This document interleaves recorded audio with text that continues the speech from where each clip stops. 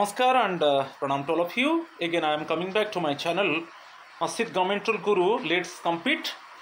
Today, I will discuss general financial rules, Rule 163 to 172. In this video, you will get 10 MCQs, very latest pattern questions I will discuss. So, in this part, I will discuss two-bid system, two-stage bidding, electronic reverse auction, bidding documents, maintenance contract, bid security, performance security, advance payment. So many important parts are there.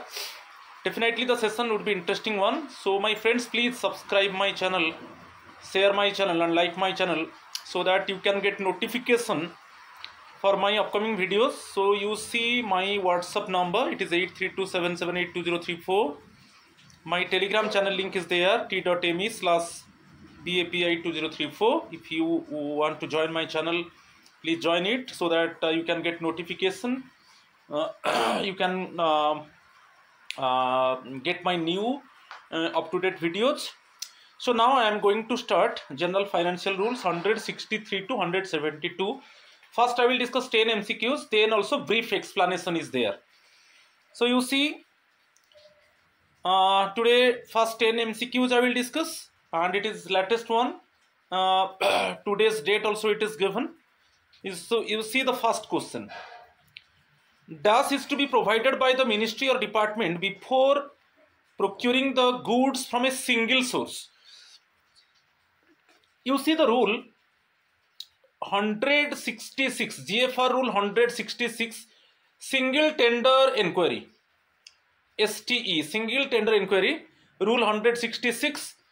So it is given the procuring entity or any government department want to purchase the goods from a single source, but इसके लिए dash is to be provided, एक certificate इसके लिए issue होता है. तो वो यहाँ पर जो 4 options there, proprietary article certificate, business article certificate, owner article certificate, tender article certificate. तो actually proprietary article certificate, it is PSC. So if the government department or any subordinate office of the government department or any government procuring entity want to purchase the commodity, want to procure the commodity from a single source, then one certificate is issued, it is proprietary article certificate, right? So option A is the correct answer. Okay, and ये जो proprietary article certificate है, इसमें clearly mention होगा कि क्यों एक ही particular farm से good को प्रोक्योर किया गया, क्या रीजन है, तो जस्टिफिकेशन देना पड़ेगा. तो इसलिए सर्टिफिकेट एक्चुअली इशू होता है. ठीक है, after approval of the competent authority ये सर्टिफिकेट इशू होता है और उसमें रीजन दिया जाता है कि पर्टिकुलर सोर्स से प्रोक्योर किया गया इस रीजन के वजह से. ठीक है, तो यहां पर जो है option A is the correct answer. Question number 2, which of the below statements is or are correct one. हमको करेक्ट स्टेटमेंट्स को देखना है, right. 3 statements given. Statement 1, electronic reverse auction means an online real time purchasing technique utilized by the procuring entity to select the successful bid. ये option correct है.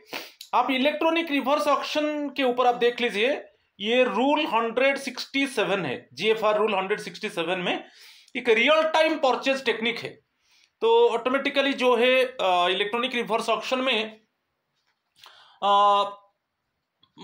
इसमें क्या है कि लार्ज नंबर ऑफ सेलर्स है, 1 बायर है. Reverse auction का मतलब वही है, large number of sellers 1 buyer.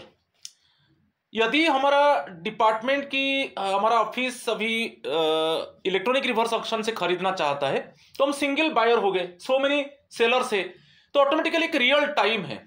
तो थ्रू ऑनलाइन में इसका बिडिंग किया जाएगा, ऑनलाइन जो बोली होगा तो उसमें जो भी सेलर कम प्राइस में देगा वो फाइनल होगा.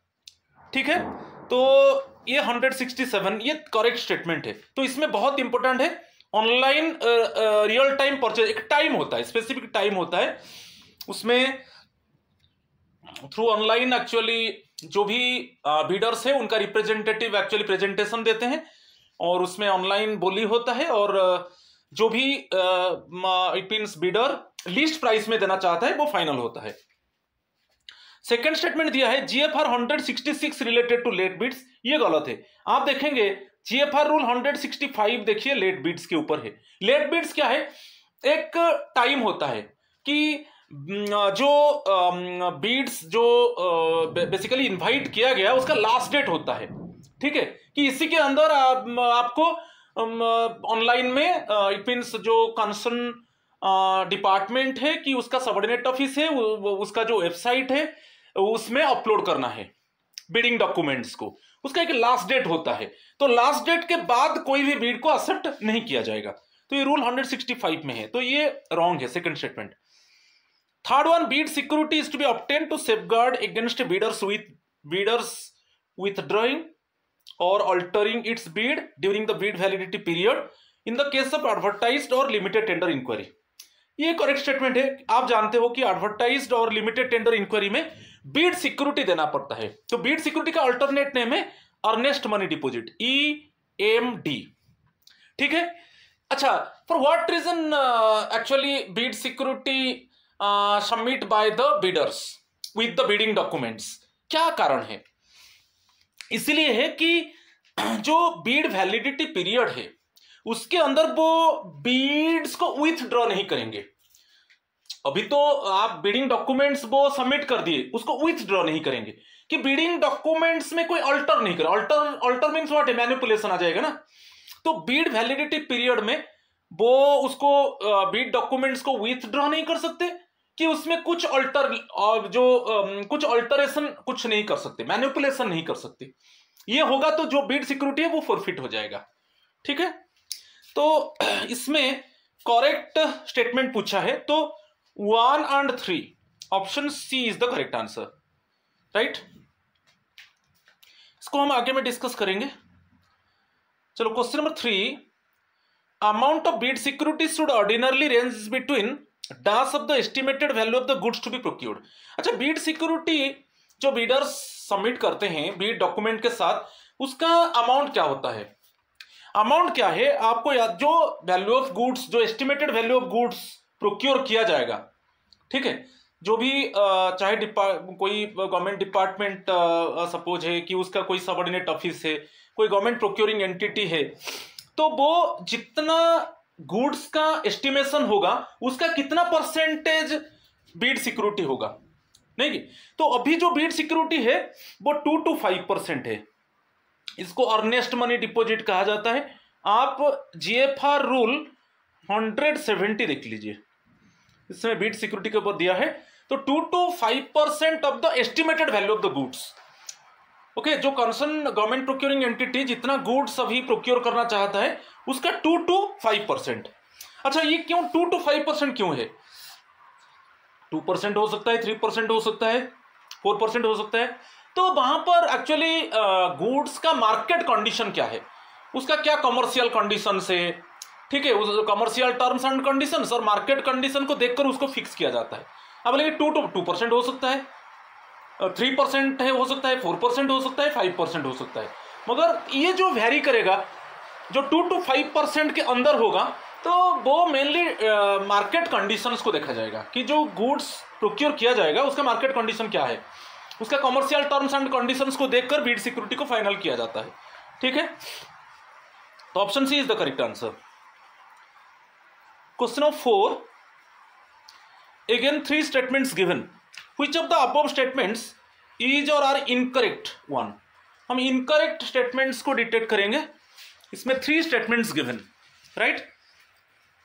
First statement, the bid security is normally to remain valid for a period of 45 days beyond the final bid validity period. ये करेक्ट है, ठीक है। 45 days है जो बीड सिक्योरिटी जो बीडर्स देते हैं उसका वैलिडिटी पीरियड क्या है। Okay, it is 45 days, only 45 days लेने से नहीं है, 45 days beyond the final bid validity period. जो फाइनल बीड वैलिडिटी पीरियड होगा, उस सपोज आज जो है लास्ट डे है जो फाइनल बीड वैलिडिटी पीरियड, तो ये जो 45 days वेरी नेक्स्ट डे से हम काउंट करेंगे। Suppose today 20th November, suppose today is the last validity period, so ये जो 45 डेज काउंट करेंगे 21 नवंबर से काउंट करेंगे। ठीक है, स्टेटमेंट करेक्ट है। Performance security depends on the market conditions and commercial practice for the particular kind of goods, ये भी है, ये भी ठीक है। जो परफॉर्मेंस सिक्योरिटी के ऊपर आप देख लीजिए GFR रूल 171, किससे परफॉर्मेंस सिक्योरिटी लिया जाता है? एक्चुअली जिसको बीड अवार्ड हो गया, the bidder who got the award, okay, Beed award, जो फाइनली जो बीडर एक्चुअली सप्लाई करेगा उसी से ही परफॉर्मेंस सिक्योरिटी लिया जाएगा। ठीक है, क्योंकि वो कैसे परफॉर्म कर रहा है तो उससे परफॉर्मेंस सिक्योरिटी लिया जाएगा। तो जो परफॉर्मेंस सिक्योरिटी अभी है ना 3 to 5% है, कंफ्यूजन नहीं होना, बीड सिक्योरिटी 2 to 5% है और परफॉर्मेंस सिक्योरिटी 3 to 5% है। और ये जो 3 to 5% है ये भी वही हम देखेंगे, मार्केट कंडीशंस देखेंगे, commercial terms and conditions of the goods को देखकर हम इसको फिक्स करते हैं परफॉर्मेंस सिक्योरिटी। ठीक है, सेकेंड स्टेटमेंट करेक्ट है। In case of maintenance contract, advance amount should not exceed the amount payable for 6 months under the contract, ये भी ठीक है। देखिए थर्ड स्टेटमेंट क्या है, आप मेंटेनेंस कॉन्ट्रैक्ट के ऊपर देख लीजिए, एडवांस अमाउंट जो है related to the advance amount आप 172 देख लीजिए, GFR रूल 172, उसमें क्लियरली मेंशन है कि जो मेंटेनेंस कॉन्ट्रैक्ट होगा, ठीक है, जो मेंटेनेंस कॉन्ट्रैक्ट होगा बेसिकली 6 महीने में हम जितना उसको पेमेंट करेंगे उतना ही हम एडवांस दे सकते हैं। 6 महीने के अंदर, फर्स्ट 6 महीने के अंदर हम जितना पेमेंट करेंगे, सपोज जो फार्म एक्चुअली मेंटेनेंस कर रहा है तो 6 महीने के अंदर उसको जितना पेमेंट करेंगे उतना ही उसको एडवांस पेमेंट दिया जाएगा, उससे ज्यादा नहीं दिया जाएगा। तो इसमें ये तीनों स्टेटमेंट करेक्ट है। ठीक है, मगर इनकरेक्ट पूछा है तो ये नॉन है, ये तीनों स्टेटमेंट करेक्ट है, राइट। चलो क्वेश्चन नंबर 5, परफॉर्मेंस सिक्योरिटी के ऊपर आपको बताया, performance security in respect of procurement only of goods, consultancy services, non consultancy services should be for an amount of dash of the value of the contract. जो value of the contract मिला है bidder को, जो successful bidder है, जो अभी supply करेगा, जो फाइनल कॉन्ट्रैक्ट उसको मिला है, जितना अमाउंट का कॉन्ट्रैक्ट मिला है, उसका परफॉर्मेंस सिक्योरिटी कितना होगा? 3 to 5%। परफॉर्मेंस सिक्योरिटी 3 to 5% होगा, तो option A is the correct answer. 3 to 5% इसी के अंदर वेरी करेगा। हम मार्केट कंडीशंस देखेंगे कमोडिटी का और कमर्शियल टर्म्स एंड कंडीशंस देखेंगे कमोडिटी का, उसके हिसाब से क्या करेगा ना कंसर्न डिपार्टमेंट और कंसर्न गवर्नमेंट प्रोक्यूरिंग एंटिटी ये डिसाइड करेगा कि वो 3% होगा कि 4% होगा कि 5% होगा। ठीक है, option A is the correct answer. ठीक है, चलो next question, question number 6, performance security में be furnished in the form of, जो परफॉर्मेंस सिक्योरिटी अभी हम बताया कि 3 to 5% of the contract value, उसको कैसे फर्निश किया जाएगा, ये जो परफॉर्मेंस सिक्योरिटी को कैसे पेमेंट किया जाएगा। बेसिकली जो सक्सेसफुल बिडर है, जो अभी सप्लाई कर रहा है, वो कैसे परफॉर्मेंस सिक्योरिटी को जमा करेगा। ठीक है, इसमें ऑप्शन है इंश्योरेंस, श्योरिटी बॉन्ड, अकाउंट पे demand draft, fixed deposit receipt from a commercial bank, bank guarantee including E bank guarantee from a commercial bank, online payment. तो ये 5 ऑप्शंस है, तो इसमें पांचों करेक्ट है। चाहे इंश्योरेंस श्योरिटी बॉन्ड में दे सकते हो, अकाउंट पे डिमांड ड्राफ्ट में दे सकते हो, fixed deposit receipt from a commercial bank दे सकते हो। ठीक है, और bank guarantee including E bank guarantee from a commercial bank हो सकता है, ऑनलाइन पेमेंट हो सकता है। ठीक है, ये सभी ऑप्शंस करेक्ट है, चाहे इंश्योरेंस श्योरिटी बॉन्ड, चाहे अकाउंट पे, चाहे डिमांड ड्राफ्ट, चाहे फिक्स्ड डिपॉजिट रिसिप्ट, चाहे bank guarantee including E bank guarantee, चाहे ऑनलाइन पेमेंट, ये सभी करेक्ट है। तो option D is the correct answer. ठीक है,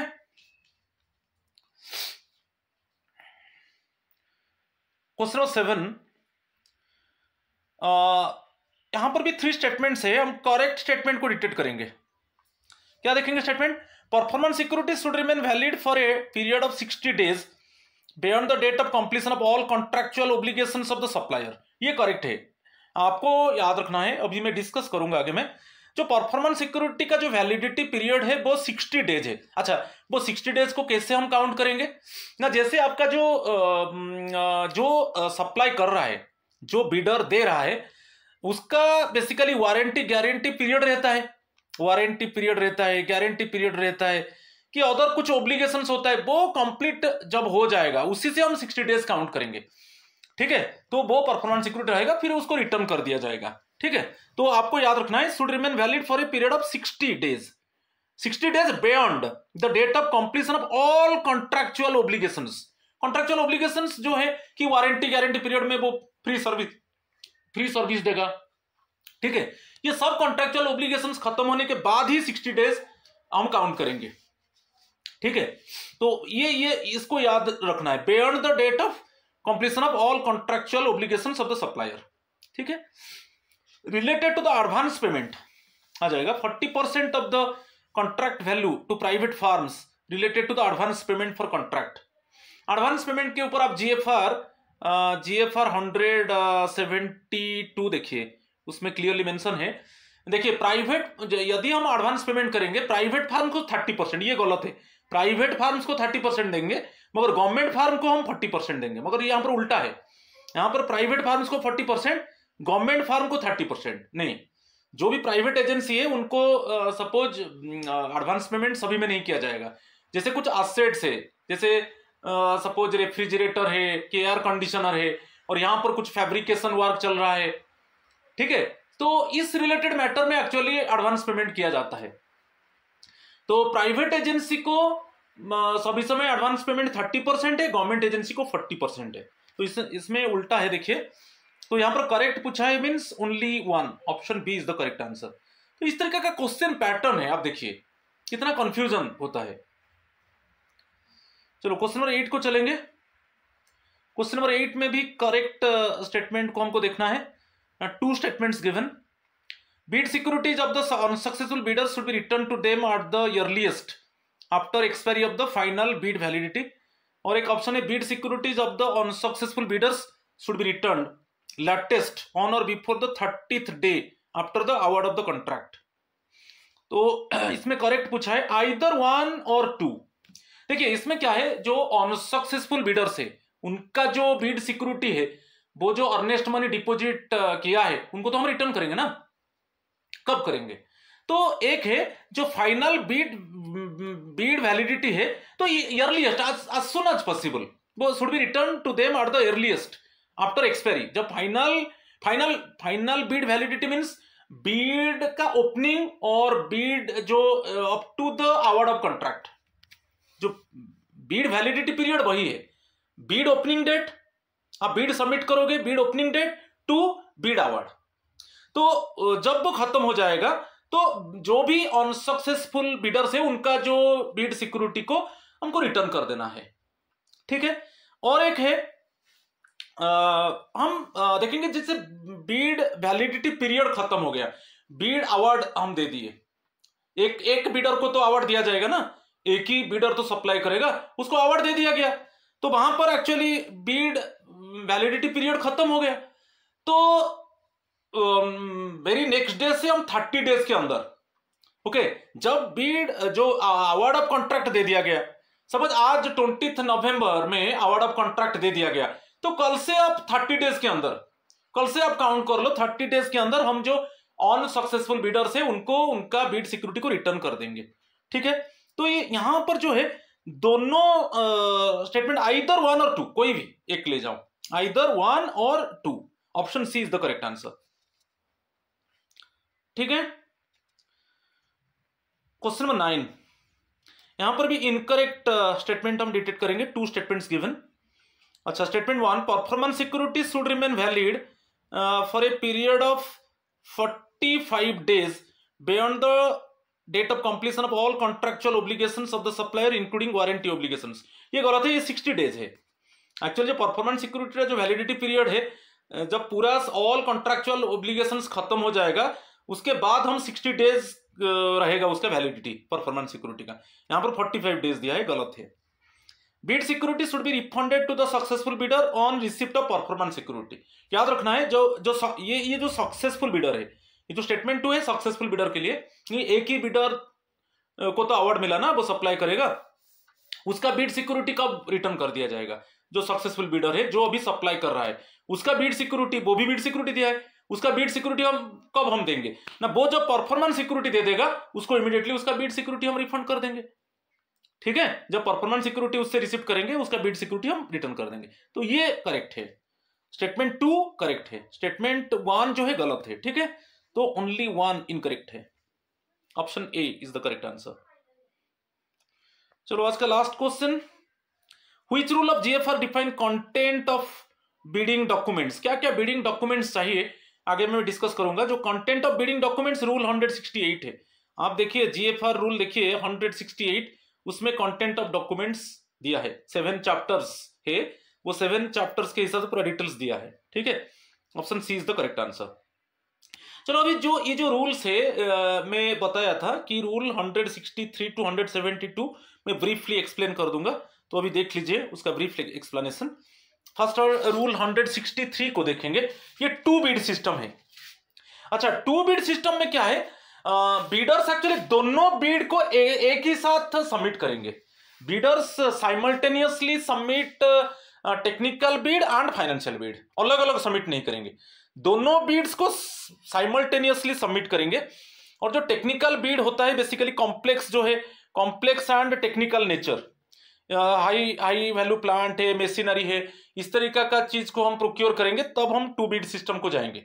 ठीक है, क्लियर। और उसमें 2 बीड होता है, टेक्निकल बीड होता है और फाइनेंशियल बीड होता है। तो टेक्निकल बीड में कुछ कमर्शियल टर्म्स एंड कंडीशंस है, फाइनेंशियल बीड में क्या है, कमोडिटी का प्राइस है। ठीक है, तो कमोडिटी का प्राइस दिया गया है, जो भी कमोडिटीज हम प्रोक्योर करेंगे उसका प्राइस शेड्यूल है। ठीक है, तो दोनों बीड में फर्स्ट हम टेक्निकल बीड को ओपन करेंगे, तो ये दे दिया, देखिए ये एक ही, दोनों को साइमल्टेनियसली सबमिट किया जाएगा, ये अलग अलग एनवलप होगा, टेक्निकल बीड का एनवलप अलग होगा, फाइनेंशियल बीड का एनवलप अलग होगा, तो दोनों को एक बड़ा जो बिग एनवलप में के अंदर हम रखेंगे।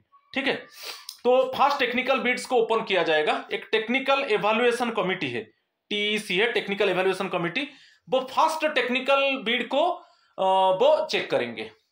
ठीक है, और जिनका टेक्निकल बीड एक्सेप्ट होगा उनका ही फाइनेंशियल बीड को ओपन किया जाएगा, जिनका टेक्निकल बीड्स रिजेक्ट हो गया तो उनका फाइनेंशियल बीड को ओपन नहीं किया जाएगा, क्योंकि अलग अलग 2 एनवलप में है, एक एनवलप में टेक्निकल बीड है और एक एनवलप में फाइनेंशियल बीड है।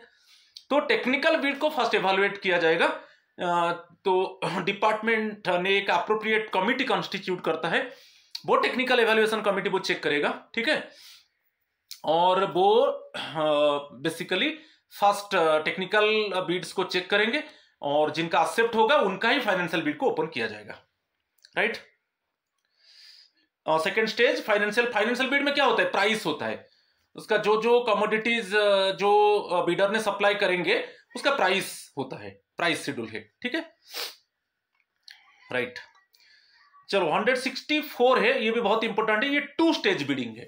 तो 2 स्टेज बिडिंग क्या है, फर्स्ट स्टेज में ओनली टेक्निकल बीड सबमिट होगा, फिर जिनका टेक्निकल बीड्स एक्सेप्ट होगा उनका ही उनसे फिर फाइनेंशियल बीड को इनवाइट किया जाएगा, साइमल्टेनियसली दोनों बीड्स को बीडर्स ने सबमिट नहीं करेंगे। तो ये रूल 164 है, 2 स्टेज बिडिंग। तो इसमें क्लियरली मेंशन है, ये जब होता है ना, जो केस में basically commercial terms and conditions है, कुछ कॉम्प्लेक्स नेचर है, कुछ टेक्निकल नेचर है, तो इस केस में एक्चुअली हम 2 स्टेज बिडिंग को जाते हैं। ठीक है, तो इसमें देख लीजिए कुछ फर्स्ट स्टेज में मिनिस्ट्री डिपार्टमेंट क्या करेगा ना, ओनली टेक्निकल बिड्स को ही एवेलुएट करेगा। देखो एडवर्टाइज टेंडर, जो थ्रू एडवर्टाइज टेंडर ओनली हम टेक्निकल बिड्स इनवाइट करेंगे, फाइनेंशियल बिड अभी इनवाइट नहीं करेंगे, ओनली टेक्निकल बिड्स को through advertise tender technical bids को इनवाइट करेंगे। ठीक है, तो फर्स्ट स्टेज में क्या है, जो टेक्निकल एवेल्युएशन कमिटी है वो एक्चुअली टेक्निकल बिड्स को चेक करेगा। ठीक है, और जो कमिटी है उसमें क्लियर, जो कमिटी है वो डिस्कस करेगा बीडर्स के साथ। ठीक है, डिस्कस करेगा और उसमें क्या होगा, सभी बीडर्स को इक्वल अपॉर्चुनिटी मिलेगा डिस्कशन करने के लिए टेक्निकल एवेल्युएशन कमिटी के साथ। और उसमें कुछ चेंजेस हो सकता है, मगर fundamental nature of the procurement में कोई चेंजेस नहीं होगा, क्योंकि fundamental nature of the procurement उसमें कोई भी बदलाव नहीं होगा। और अदर कुछ चीज ऐड किया जाता है कि उसको अमेंडमेंट आएगा कि ओमिट होगा, ऐसा कुछ टर्म्स कंडीशंस में, मगर फंडामेंटल नेचर में कोई हाथ नहीं लगाएगा। वो इसके ऊपर रिलेटेड क्वेश्चन आता है, fundamental nature of the procurement में चेंजेस नहीं होगा। तो यहां पर टेक्निकल इवैल्यूएशन कमिटी जो है बेसिकली ऑल बिडर्स से बात करेगा और सभी बिडर्स को अपॉर्चुनिटी मिलेगा कमिटी के साथ इंटरेक्ट करने के लिए।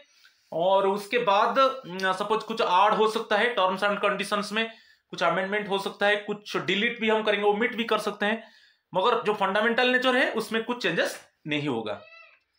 फिर उसके बाद in the second stage of the bidding process technical bids तो इवैल्यूएट हो गया, तो उसमें एक्सेप्ट को कुछ टेक्निकल बिड्स को रिजेक्ट कर दिया जाएगा। जिनका एक्सेप्ट होगा उनसे अभी हम फाइनेंशियल बिड इनवाइट करेंगे, जिनका टेक्निकल बिड को एक्सेप्ट किया गया उनसे ही फाइनेंशियल बिड को इनवाइट किया जाएगा। ठीक है, जो बिड प्राइसेस है, okay, to present final bid with bid prices, समझ में आ रहा है। और इसमें जो बिडर एक्चुअली कुछ सपोज टर्म्स एंड कंडीशंस में चेंजेस आता है, कुछ अमेंडमेंट होता है, कुछ ओमिट होता है, कुछ ऐड होता है। सपोज कोई सप्लायर समझता है कि ये जो कुछ चेंजेस आ गया टर्म्स कंडीशंस में, वो उसमें सप्लाई नहीं कर पाएगा। ठीक है, तो ये जो मॉडिफिकेशंस हो गया स्पेसिफिकेशंस में, किसी टर्म्स एंड कंडीशंस में, तो उसमें वो सप्लाई नहीं कर पाएगा, तो वो विथड्रॉ कर लेता है। मगर उसका विथड्रॉ से यहां पर वो जो अर्नेस्ट मनी डिपॉजिट दिया था कि बिड सिक्योरिटी दिया था, वो फॉरफिट नहीं होगा। ठीक है, क्लियर। तो फिर फाइनली जिसका फाइनेंशियल बिड को इवैल्यूएट किया जाएगा, जिसका लोएस्ट प्राइस होगा उसको ही दे दिया जाएगा, जिसका लीस्ट प्राइस होगा उसको दे दिया जाएगा बिड अवार्ड। लेट बिड्स के ऊपर रूल 165 में अभी बताया था एमसीक्यू में, लेट बिड क्या है, एक बीड ओपनिंग डेट होता है और एक बीड का लास्ट डेट होता है, जिसमें हम बीड सबमिट करेंगे, बिडिंग डॉक्यूमेंट सबमिट करेंगे, मगर लास्ट डेट के बाद आप सबमिट करते हो तो उसको एक्सेप्ट नहीं किया जाएगा। वही रूल 165 लेट बिड्स के ऊपर है। ठीक है, इसमें ज्यादा हम और कुछ नहीं है, ये बहुत इंपॉर्टेंट है। Rule 166 single tender enquiry. Single tender क्या है, ओनली एक पर्टिकुलर फार्म से, पर्टिकुलर मैन्युफैक्चरर से गुड्स को प्रोक्योर किया जाएगा। ये वही it is the knowledge of the user department that only a particular firm is the manufacturer. ऐसा कुछ गुड्स है जो ओनली फार्म उसको मैन्युफैक्चर करता है। ठीक है, और क्या है, इमरजेंसी। इमरजेंसी में क्या है, हम एक सिंगल जो फार्म है उससे हम प्रोक्योर करेंगे, इमरजेंसी जस्टिफिकेशन भी देंगे।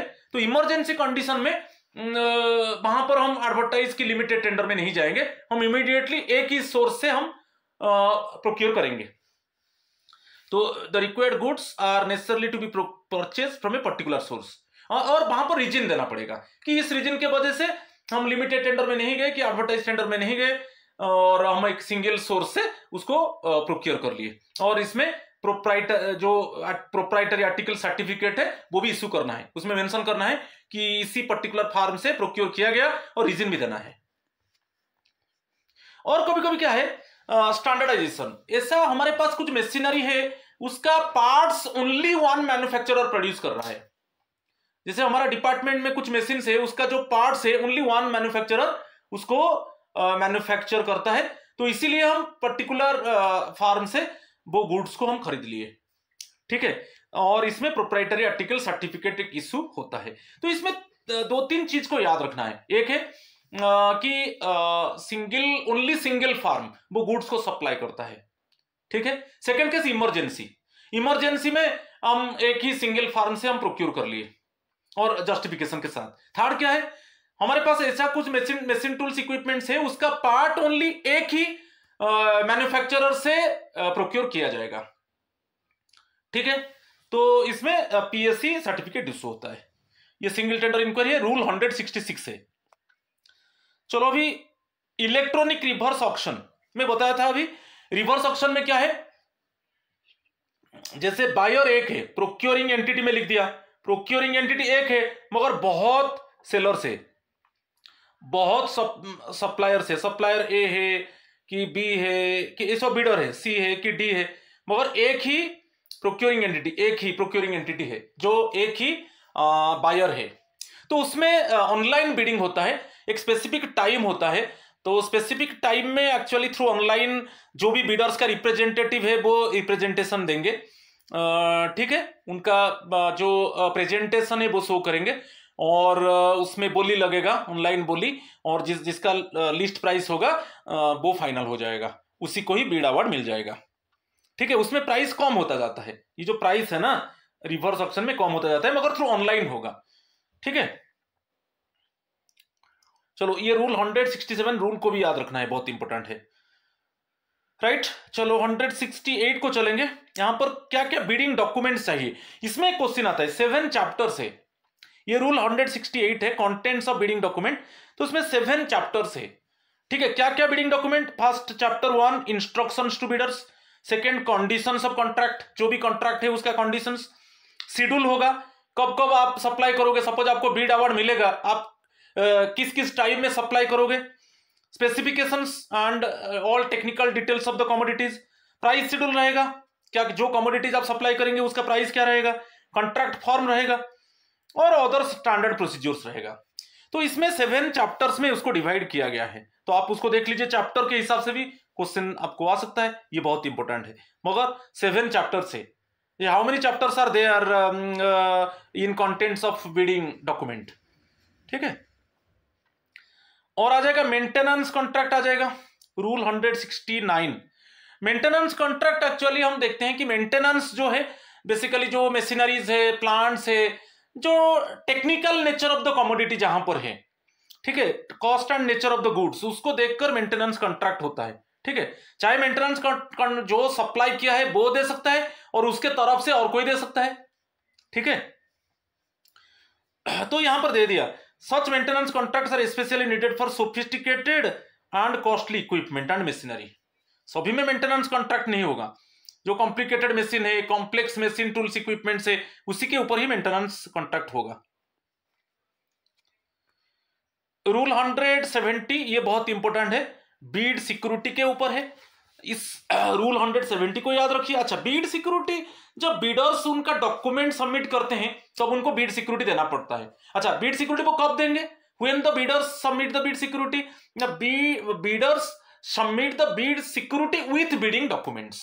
ठीक है, जब वो बिडिंग डॉक्यूमेंट सबमिट करेंगे उसी समय वो बीड सिक्योरिटी देंगे, चाहे डिमांड ड्राफ्ट में, चाहे अकाउंट पे में, चाहे फिक्स डिपॉजिट में, चाहे बैंक गारंटी में, चाहे ऑनलाइन पेमेंट हो, जो भी है।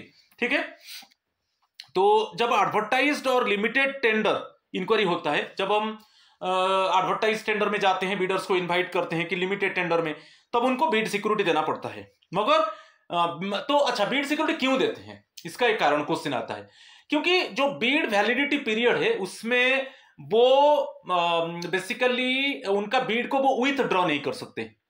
कभी कभी क्या वो डाल देते हैं फिर विथड्रॉ कर लेते हैं, वो नहीं होगा। आप बिडिंग डॉक्यूमेंट्स तो सबमिट कर दिया और आप विथड्रॉ करना चाहते हो, तो उस केस में आप जो बीड सिक्योरिटी दिया है वो फॉरफिट हो जाएगा। बाकी सपोज बीड वैलिडिटी पीरियड में आप तो बीड डॉक्यूमेंट सबमिट कर दिया मगर उसमें कुछ आप मैनिपुलेशन कर रहे हो, उसमें कुछ चेंजेस कर रहे हो, ये नहीं होगा। ये करने से क्या है, आपका जो बीड सिक्योरिटी दिया है वो फॉरफिट हो जाएगा। और इसमें अभी जो है एमएस, जो micro small and medium enterprises है, MSME, micro small and medium enterprises, और जो स्टार्टअप इंडस्ट्रीज है, उनसे बीड सिक्योरिटी नहीं लिया जाएगा। वो जब सपोज उनका बिडिंग डॉक्यूमेंट सबमिट करेंगे उनसे बीड सिक्योरिटी नहीं लिया जाएगा। ठीक है, अच्छा, ये क्वेश्चन है कि कब वो बीड सिक्योरिटी देंगे, तो बीड सिक्योरिटी जब वो बिडिंग डॉक्यूमेंट सबमिट करेंगे उसी समय वो बीड सिक्योरिटी देंगे। अच्छा, नेक्स्ट वन, बीड सिक्योरिटी का अमाउंट क्या है, ये बहुत इंपॉर्टेंट है, 2% to 5% of the estimated value of the goods to be procured. जो भी value of the goods procured होगा उसका 2 to 5%, मगर जो कंसर्न डिपार्टमेंट है, जो रेस्पेक्टिव डिपार्टमेंट है, जो बीड इनवाइट किया है वही डिसाइड करेगा कि 2% होगा, 3% होगा कि 4% की 5%। ठीक है, मगर रेंज होगा 2 to 5%। ठीक है, नेक्स्ट वन, बीड सिक्योरिटी वो कैसे देंगे, चाहे इंश्योरेंस सिक्योरिटी बॉन्ड हो, अकाउंट पे ही हो, ठीक है, डिमांड ड्राफ्ट हो, फिक्स डिपॉजिट रिसिप्ट हो, कि बैंकर्स चेक हो, कि बैंक गारंटी हो, ठीक है, इंक्लूडिंग ई बैंक गारंटी, नहीं तो पेमेंट ऑनलाइन, ये सभी में आएगा। चाहे इंश्योरेंस सिक्योरिटी बॉन्ड दे दो, कि अकाउंट पे ही दे दो, कि आप डिमांड ड्राफ्ट दे दो, कि आप फिक्स डिपॉजिट रिसिप्ट दे दो, कि चेक में दे दो, कि आप ई बैंक गारंटी में दे दो, बैंक गारंटी में दे दो, कि ऑनलाइन पेमेंट कर दो, ये इसके ऊपर क्वेश्चन आता है। ठीक है। और जो बीड सिक्योरिटी का वैलिडिटी पीरियड आएगा, इसका जो वैलिडिटी पीरियड 45 डेज होगा। जो बेसिकली बीड वैलिडिटी पीरियड होता है, बीड ओपनिंग डेट होता है और एक बीड वैलिडिटी पीरियड होता है। तो बीड वैलिडिटी पीरियड हम कब लेंगे? जब आपका एक पर्टिकुलर बीडर को अवार्ड दे दिया गया। ठीक है, एक ही बीडर को तो हम अवार्ड देंगे ना, वो सप्लाई करेगा। तो जिस डेट में, सपोज आज 20 नवंबर है, आज हम अवार्ड कर दिए कि यही बीडर ही सक्सेसफुल बीडर है, तो कल से आप काउंट कर लीजिए 45 डेज जो बीड सिक्योरिटी दिया है वो उसका वैलिडिटी पीरियड रहेगा। ठीक है, 45 डेज रहेगा बियॉन्ड द, ये याद रखना है, beyond the final bid validity period. ठीक है। अच्छा, जो अनसक्सेसफुल बीडर्स है उनको फिर हम रिटर्न करेंगे, उनका बीड सिक्योरिटीज को, अनसक्सेसफुल बीडर्स को हाँ करेंगे।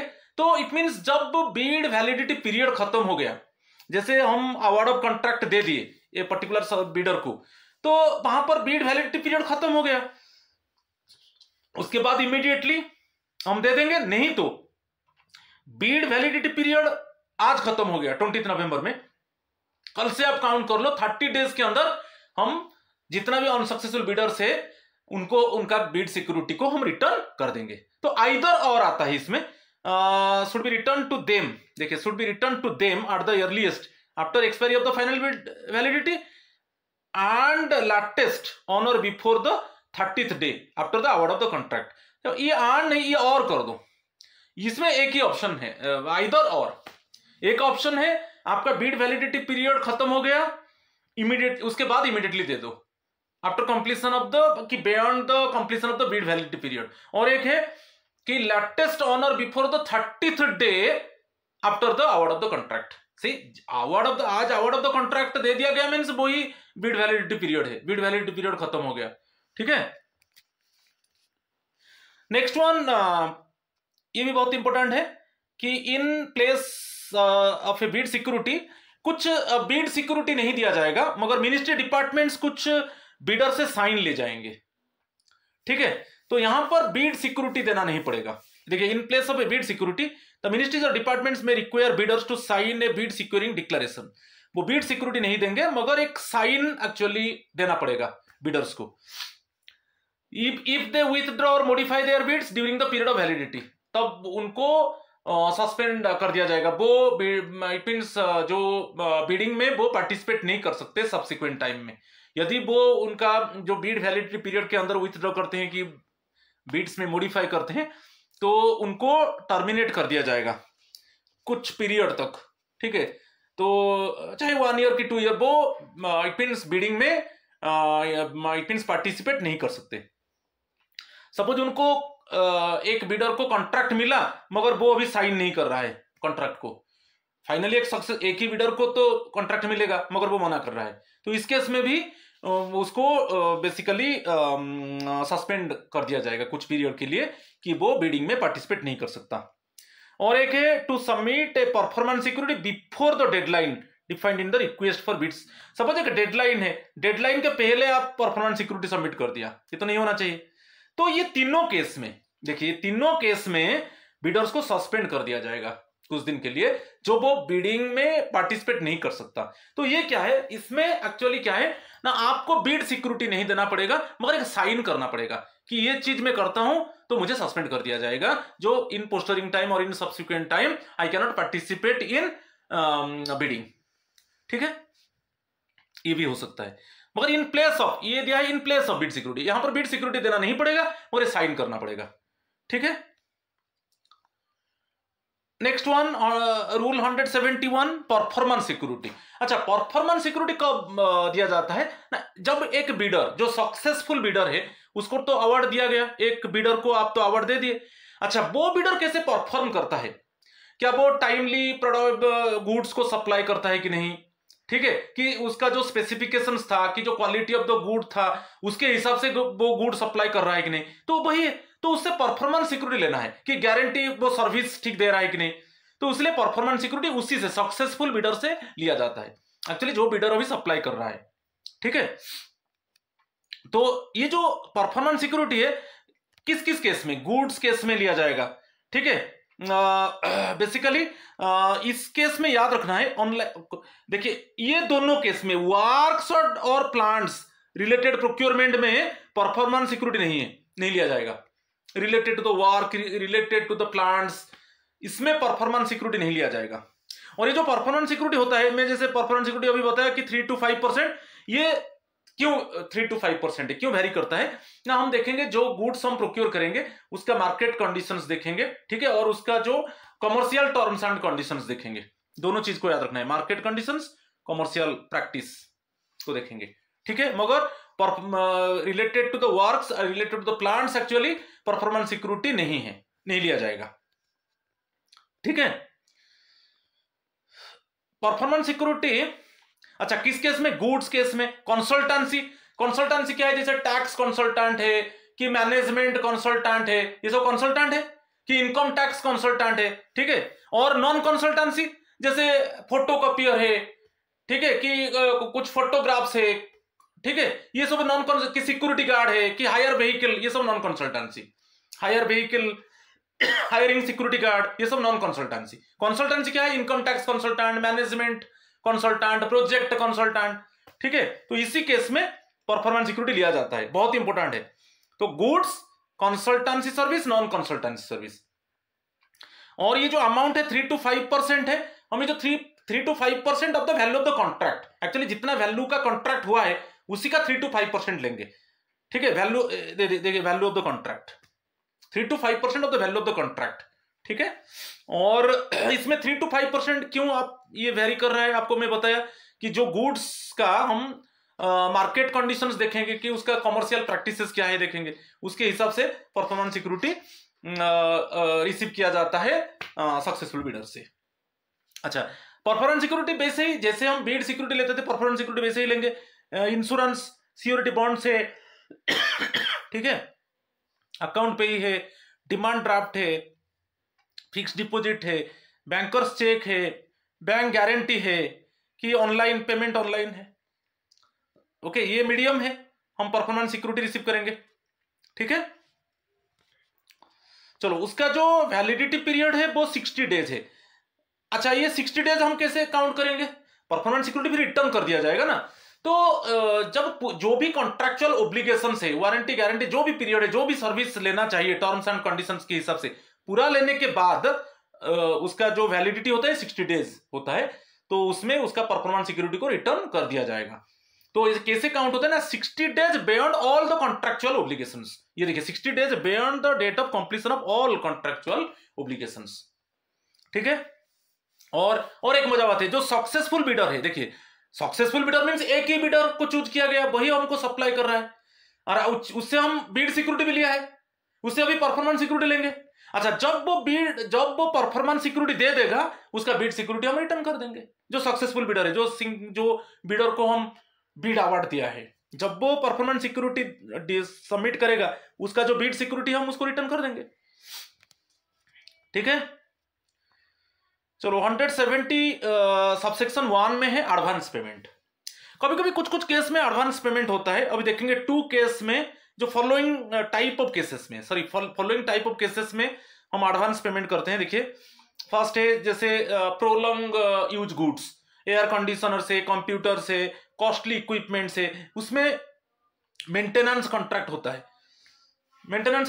है, उसमें हम उसको एडवांस पेमेंट करेंगे, एक मेंटेनेंस के लिए, ये सब, ठीक है। और क्या है, फैब्रिकेशन है, टर्न की जो बड़ा बड़ा बिल्डिंग्स होता है, ठीक है, टर्न की कॉन्ट्रैक्ट्स, तो इस केस में हम एडवांस पेमेंट करते हैं, ठीक है। तो इसमें जो एडवांस पेमेंट होगा, प्राइवेट फार्म 30% देंगे ऑफ द कॉन्ट्रैक्ट वैल्यू, जो प्राइवेट एजेंसीज, और जो गवर्नमेंट एजेंसीज है वो 40% देंगे।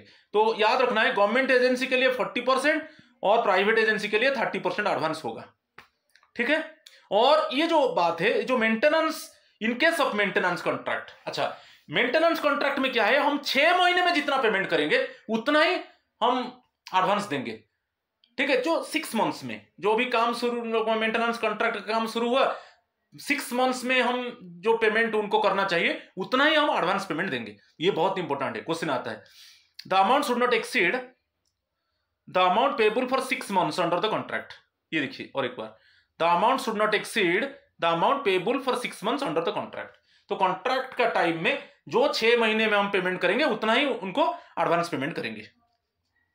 और ये रिलैक्स हो सकता है जब आप फाइनेंशियल एडवाइजर के साथ इट मींस कंसल्ट करने के बाद ये जो प्राइवेट एजेंसीज को 30% of the contract actual advance payment मिलता है वो भी चेंज हो सकता है, उसमें रिलैक्सेशन हो सकता है। मगर जो डिपार्टमेंट का फाइनेंशियल एडवाइजर है उसके साथ कंसल्ट करना है। After approval of the financial adviser ये इसमें रिलैक्सेशन हो सकता है, ठीक है।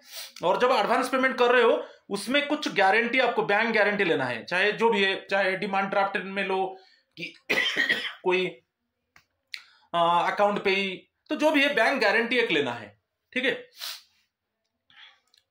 और आज का लास्ट है rule 172 part payment. Part payment के ऊपर देखिए, ये तो रूल याद रखिए, रूल 172 सब सेक्शन 2 में पार्ट पेमेंट क्या है।